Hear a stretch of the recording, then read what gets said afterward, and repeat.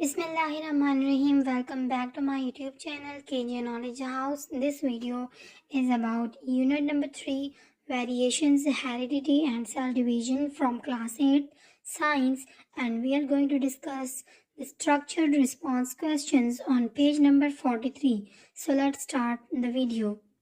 Look at the colored spiral structure of DNA. जो page number 43 पे एक structure given है वो डीएनए का स्ट्रक्चर है और ये बिल्कुल कलरफुल है। मल्टीपल कलर्स इसमें इस्तेमाल हुए हैं। तो coloured spiral structure of DNA को देखें और इसको सॉल्व करें। Number 1, show units of DNA molecule in different colour. DNA के जो मॉलिक्यूल्स हैं उनको डिफरेंट कलर से रिप्रेजेंट किया गया है। Adenine white colour, guanine green colour, cytosine orange colour, thiamine blue colour. Question number 2 is explain how these units pair to form DNA molecule. DNA molecule में ये यूनिट किस तरह पेयर अप होते हैं इसको एक्सप्लेन करना है। So let's discuss the answer of the question number 2.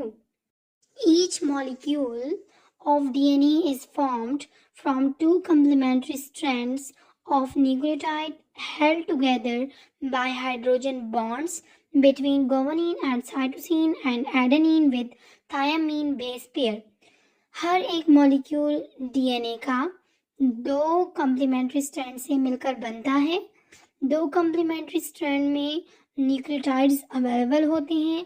वो न्यूक्लियोटाइड आपस में हाइड्रोजन बॉन्ड के जरिए जोड़े जाते हैं।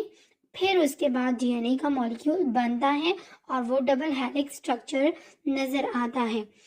हाइड्रोजन बॉन्ड हमारे पास डिफरेंट न्यूक्लियोटाइड में मौजूद होते हैं, जैसे कि गुआनिन साइटोसिन के साथ हाइड्रोजन बॉन्ड बनाते हैं और एडेनिन और थायामीन आपस में एक दूसरे के साथ बेस पेयर बना लेते हैं with the help of hydrogen bond.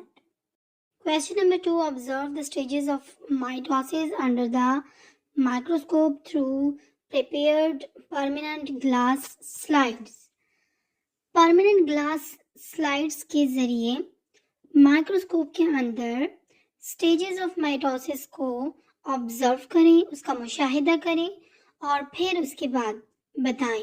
Number 1, explain the difference in appearance of chromosomes at prophase and telophase stage. अब ऊपर हमारे पास डायग्राम गिवन है और उसके नीचे हमारे पास क्वेश्चन है कि उसमें यह बताया गया है कि टेलोफेज और प्रोफेज स्टेज पर क्रोमोसोम्स की अपीयरेंस में कौन कौन से डिफरेंसेस आ जाते हैं। तो इस सवाल को एक्सप्लेन करने के लिए हम इसके जवाब को देखते हैं। Answer is prophase stage. DNA is coiled up tightly so chromosomes become visible as DNA is already replicated. Prophase stage में यह होता है कि डीएनए की बहुत ज़्यादा टाइट कॉइलिंग होती है जिसकी वजह से क्रोमोसोम्स बहुत विजिबल नज़र आते हैं, क्योंकि डीएनए जो है वो ऑलरेडी हमारे पास रेप्लिकेटेड फॉर्म में मौजूद होता है। Each chromosome has 2 chromatids attach at the centromere. हर एक क्रोमोसोम्स के 2 क्रोमैटिड्स नज़र आते हैं और वो दोनों क्रोमैटिड्स एक पॉइंट पर अटैच होते हैं जिसको सेंट्रोमियर बोलते हैं। Telophase stage, chromosomes uncoil and disappear. Chromosomes की अनकॉइलिंग हो जाती है और आहिस्ता आहिस्ता डिसअपीयर हो जाते हैं, ख़त्म होना शुरू हो जाते हैं। तो इन शॉर्ट प्रोफेज स्टेज में डीएनए की बहुत ज़्यादा टाइट कॉइलिंग होती है जिसकी वजह से क्रोमोसोम का स्ट्रक्चर वाज़ेह तौर पर नज़र आता है और टेलोफेज स्टेज में क्रोमोसोम्स की अनकॉइलिंग होती है और उसका स्ट्रक्चर डिसअपीयर हो जाता है। So question number 2 is why chromosomes are not visible in non dividing cell. ऊपर डायग्राम में हमने डिटेल से देख लिया कि हमारे पास नॉन डिवाइडिंग सेल में क्रोमोसोम्स विजिबल नहीं होते, तो हमने इसका रीज़न बताना है कि क्यों विजिबल नहीं होते। Answer is chromosomes are not visible in non dividing cell because chromosomes exist as chromatin which are loose uncoiled strands that are not visible. Chromatin is condensed to chromosomes.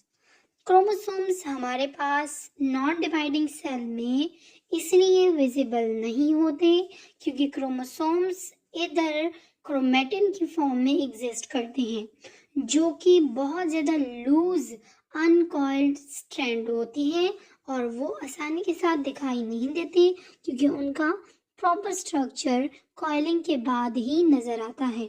यही chromatin जब condensed हो जाता है, बहुत ज़्यादा उनकी coiling हो जाती है, तो उसके नतीजे में हमारे पास क्रोमोसोम्स बनते हैं।